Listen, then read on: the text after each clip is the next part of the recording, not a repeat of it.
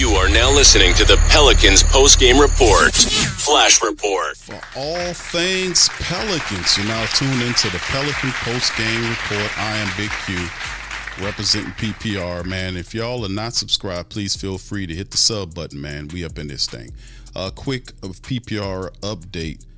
I just wanted to present this to the family members as Willie Green is currently on the hot seat and very close as he's come since, I guess, when David Griffin tried to fire him last year to we finally getting rid of this coach who's just been not been a right fit and hadn't been able to do the things needed.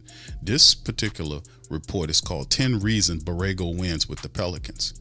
And a lot of people say, well, how would the situation change with James Borrego? I just want to be able to share some information with you guys on, and this is sourced from an article out there that is a good look, and I just wanted to be able to drop game with y'all. And it's called James Borrego should lead the Pelicans. It's a needed shift in the coaching direction. So the Pelicans 0-4 on this season. They're brutally 0-11 skid dating back to last year. So that signals that we haven't really moved that far, despite the fact that Joe Dumars traded picks to get Derek Queen here. They traded picks to move up to get Derek Queen to bring him here. There are already articles right now that is literally attacking the Pelicans and about the picks that they have and the fact that they're 0-4 right now. They couldn't wait. They could not wait to land to the Pelicans and Joe Dumars and Troy Weaver. And listen, fam, these guys have just gotten here. Getting Jeremiah Fizz, as you can see, was solid. Derek Queen is going to be good as well. Jordan Poole is a good help. So a lot of the players, including Kayvon Looney and Sadiq Bey, were solid acquisitions for the New Orleans Pelicans. But the problem was Willie Green, who is still on this team due to the fact that Gail Benson has laid upon him the seal of approval. But that could be fastly working itself out because the discussion is Joe Dumars and the staff with Gail Benson to fire him. The problem is Gail. She doesn't know what the hell she's doing. She don't know shit about none of this stuff. Let's just keep it a buck. So that is the problem inherently. So because it's going to happen regardless or not, because the guy is not going to be able to get up out of this hole. He doesn't have it. He's already lost this team. He's already lost it. That's why it's a problem. And the reporters know it. The Pelican faithful know it. The influencers know it. They know that Willie Green has lost this team. He did the same stuff he did last year when he told the team they were soft. He lost them then. He's lost them now. So this is inside spill, but at the same time, we knew this was going to happen because this guy should have been fired, not protected. But anyway, the hard truth is Willie Green's philosophy has hit its ceiling. That's true. James Borrego's leadership system and offensive intelligence might be the spark this team desperately needs to evolve and win in today's NBA. So listen, James Borrego's in place, and I didn't touch on this on the insider bit that we did yesterday. But James Borrego, it inspired me to kind of do this research and present this to you guys, why I think James Borrego is a better fit for the Pelicans than what Willie Green got going on. Now, in terms of the offense, he'll fall in the interim label once Willie Green is fired. But next year, it'll be a cleaning house effect for this staff. Make no bones about it. You'll see more respected personnel next year when they clean out these guys, right? This is something that we should have did this year, but was stopped by Gail Benson. So the offensive overhaul from stagnation to structure. That's what I'm talking about. Under Willie Green, the Pelicans offense has grown predictable, heavy on ISO, limited movement and poor spacing. Too often Zion and the guards are asked to create miracles against set defenses. The result, late clock jumpers, missed rhythm threes, and cold stretches that bury the team in deficits, right? That's facts, right? Borrego would change that immediately. How, Q? He's a part of the problem, right? The people saying he's there, this, that, and the third. No, Willie Green doesn't have an offensive strategy. It's a conflict in his weird coaching style with James Borrego, and the players simply have lost respect. But that is not the same. Zion, Williamson, and other players were caught constantly. They reported this, always talking to James Borrego about the offensive structure and system and not speaking to Willie Green because Willie doesn't know that. right? His system builder. Borrego would change that structure immediately because he's a system builder, not a motivator by field, but his offensive design in Charlotte emphasized ball movement, something we are not doing right now. It emphasizes ball movement, floor spacing, and it's a decision hierarchy that the Pelicans need to have, where everyone knows their role. That is not what the Pelicans have. The Pelicans don't play behind Zion Williamson, who was supposed to be their number one guy. And then anybody takes anybody any time at any place, jacks up shots. Cold-blooded, cold as a cucumber, Herb Jones and all these other guys, knowing that their shot is not on. So this is ridiculous. Expect a shift to 5-out motion concepts, which means they're unlocking the driving lanes, create space for Zion and secondary playmakers like Jordan Poole to have an impact. Borrego's teams rank top 10 in both pace and assist rate, creating constant pressure on defense that fits the Pelican styles, their strength, their youth, their length, and their athleticism. So that's a point. He automatically comes in and teaches the spacing that you need to have to be able to do it. He comes in and basically gives them something right away, which is an offensive identity, something that they don't have under Willie Green. They don't have a defensive identity or anything. That's why they can't consistently play to anything, because they don't have anything to play behind. It's a house on sand, right? The next thing, Borrego's teams, like I said, ranked top 10, but calling the shots, he'll be calling the shots. New Orleans offense will finally reflect its talent, more of a modern, fluid attack built on trust, speed, and shot quality rather than iso ball desperation. Can I get an amen from the back of the church? That's what I'm talking about. How about defense, Q? Well, controlled aggression over chaos, right? This is concepts that he teaches upon, right? Willie Green built his reputation as a defensive coach, right? The results no longer back the message. The Pelicans often look disjointed, miscommunication on switches, lazy closeouts, inconsistent rebounding effort. It's not a lack of talent, it's a lack of structure and accountability.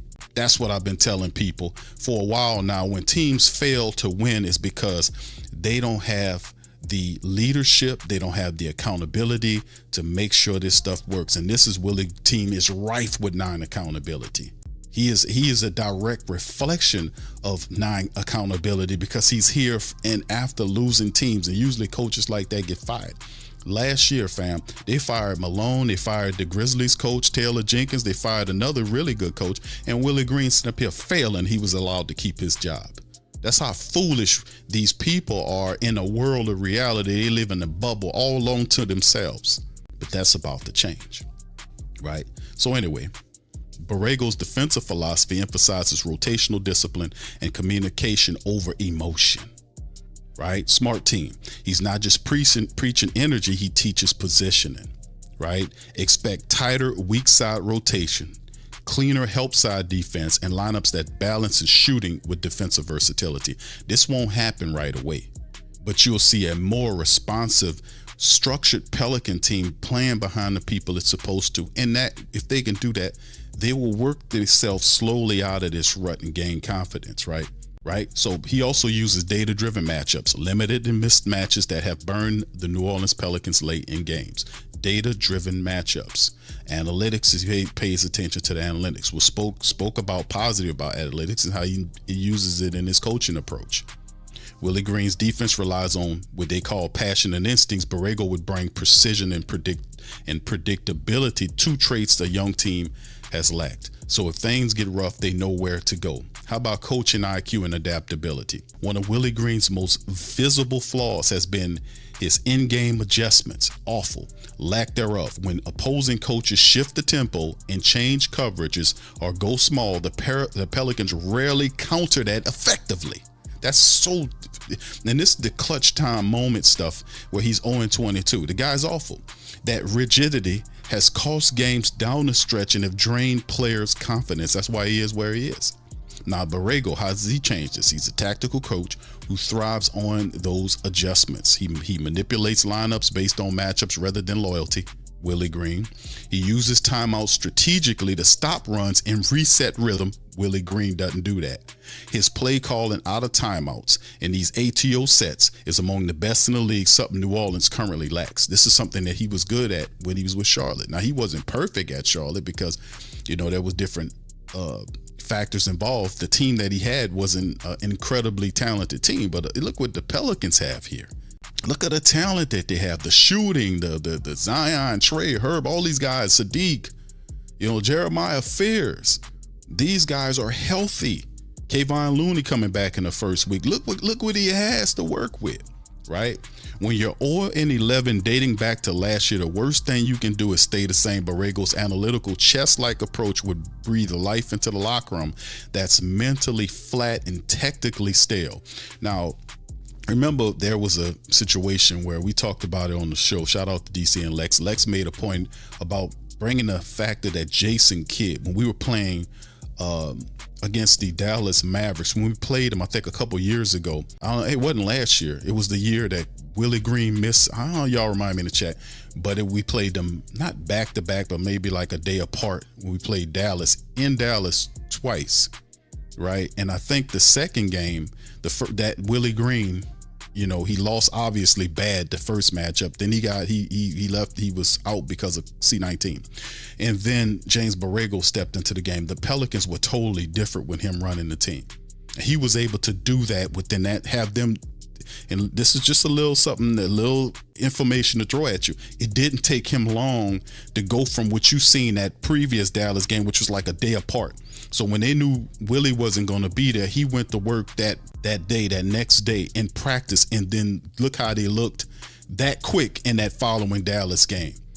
And when Jason Kidd seen that Willie Green wasn't the guy and that James Borrego was coaching the team, he said on television, he said, we're in trouble. He said, we're in trouble. He wasn't worried about Willie Green. Willie Green is nothing. But when he heard Borrego was coaching the team, he was worried. He said, we're in trouble. And he talked about how intelligent Borrego is. Borrego has a squad to work with, is what I'm saying, right? And remember, this is just 10 reasons why we win with them. Okay, now, why is the timing right? This is another caveat. The Pelicans aren't rebuilding. They're retooling. The roster's versatile, deep, and loaded with two-way players.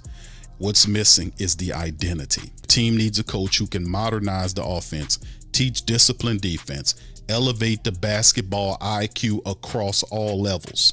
Borrego checks that box. But at 0-4, the Pelicans doesn't have the time and sentiment or patient experiments. The players are frustrated, the family base is restless, and the system has failed. It's time for evolution, not excuses. It's time to get up on that game. So I digress and I get back to you. 10 reasons why. Offensive versus offensive confusion. That's 10 reasons why. Pace and energy reboot. That is another one. Number 3, spacing that unlocks Zion. Number 4, development track record, which means Willie Green's development system slow and inconsistent. He didn't develop players like Dyson Daniels and Hawkins. Remember, that's also on his watch. While Borrego did develop other players, you mentioned Bridges and others. He had as legitimate people that he really worked well with. So the same development trust could help the Pelicans young bench blossom into reliable contributors, because they're going to need these guys like to Jeremiah Fears and Jordan Hawkins and Derek Queens to contribute. They're not going to be allowed years where they sit and watch. They're going to be actively participating in these games. Like we've seen, Jay Fears is going to be making his second start tonight. Adjustments in game management. That's another caveat at number 5. Number 6, analytics and innovation. Number 7, defensive discipline over hype. Despite defensive Willie's reputation, the Pelicans are caught flat-footed on rotations and switches. Borrego has more of a technical approach, more so than emotional. So he solves the issues. We're not pacing for us and all this nonsense he talked, but actually teaching them where they need to be and how this needs to run. Plus the balance accountability. Willie Green motivates emotionally, but struggles holding veterans accountable when they underperform. He these weird press conferences where he says nothing, but basically the same thing every damn post game. We need to do this, but it never happens. It's like it's like a day that never comes. He says this stuff. It never happens. Balance, accountability, locker room clarity, and leadership. Green's message has grown stale. 3 years of togetherness and effort nonsense that don't work. The players don't need speeches anymore. They need answers. Borrego is a teacher coach who communicates through film, data, and results. His presence would re-energize a locker room that has grown mentally flat and systematically fatigued. This is facts. And then, of course, number 10 will be a modern identity for this roster, for this current roster. The 2025-26 Pelicans are too skilled to look this outdated. Borrego gives them an identity, which is a modern pace and space offense that's built for Zion plus shooters, like it was supposed to be. A disciplined, data-driven defense that limits mistakes. And a balanced leadership voice that earns players' trust through substance, not these corny slogans. So New Orleans needs more motivation. It needs transformation, and Borrego represents that evolution. So let's talk about putting a cap on this show, right? Willie Green helped build the culture of what? But James Borrego can build the system, right? He has the system. 0-4, riding an 11-game overall losing streak dating back last year. The Pelicans don't need no pep talk. They need a coach that can think, adjust, and modernize what they got going on. Borrego brings everything Willie Green lacks, which is structure, strategy, modern basketball IQ. It's time for a new voice and a new identity and a new direction in the city of New Orleans. Amen to that. Let's give a big clap to that. Hell. Now, if y'all want to share this article, man, it's going to be on the whodatdaily.com. The links will be in the chat for this broadcast. So if y'all want to check, that's where it's sourced from, the whodatdaily.com, right? That's just my little take on it. All right, so anyway, what do you guys think about it? That's my 10 reasons Borrego wins with the Pelicans. People saying, Q, how long do you think this will, this type of thing will kind of, go? How fast would it happen? But like I said, the only thing I got from a historical standpoint to reach to you back with is the Dallas game. That is my point of reference. Remember that the Pelicans looked awful in that game. The first game, they were beaten badly. Willie got C19. James Borrego took over that next day. They were in practice. That following day, they had the game, because I think it was a day in between there. So he took over in one day, and remember, they were able to really hand it to the Dallas Mavericks, and it really was like, wow, it was like light and day. So if that is what we have from a historical standpoint to stand on, that's all we have, and that's what we count on. So he has a familiarity with all of these players, and he's a respected coach. His system did work in previous places. It can work here. We have all of the talent. This is an extremely talented team. We just need the structure. So anyway, that's what I got. What do you guys think? Put it in the comments section below. Let me know how you feel about Borrego. And like I said, Borrego will be interim coach eventually. But let me add this. But he'll be interim this year. And depending how far he goes with the team, he could be back. But the thing is, it also is, there are other coaches out there that are more qualified for James Borrego. So is it the situation once Willie Green is out, everybody's on the clock? And ultimately at the end of the season, when everybody's cleared out, you'll see Joe Dumars and Troy Weaver begin the task of putting this team together.